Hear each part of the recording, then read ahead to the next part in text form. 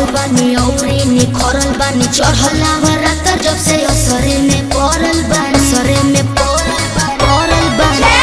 सजल सवरल बानी औरी निखरल बानी चढ़ला बरात जब से असरे में पड़ल बानी कब वीडियो कॉल ये जीजू देख लीजिए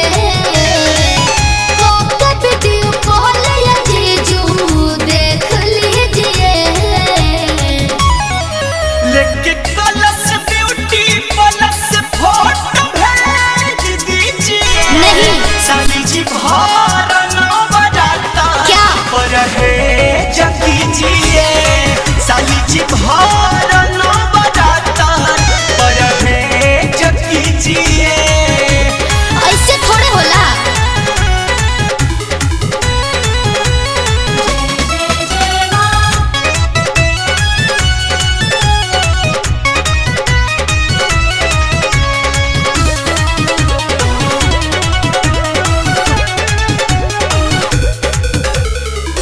बूझी हमार बात जानी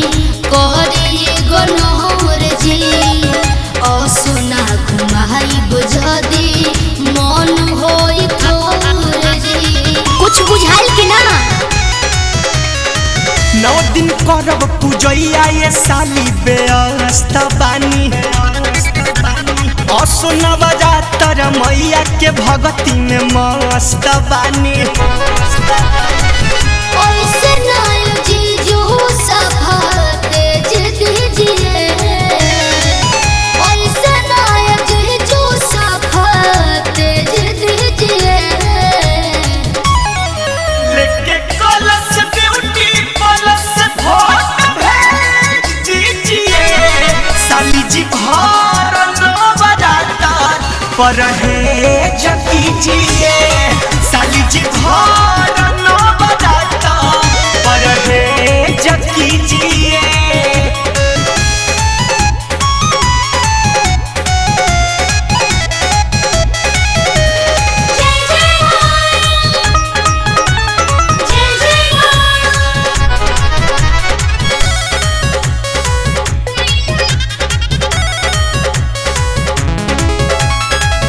सुनिए जीजू जानी पर ढेर चोना बात जन बदल बोलो सरगम शक्ति सोना बुझला कि ना काहे तू बोला एक कहीं जिद के धइले बाड़ू तो का करी? रोटी के बतिया जीजा के मनाऊं जइले है बाड़ू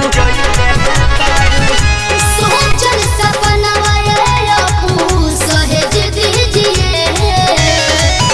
शिल्पी का सपना सहेज दीजिए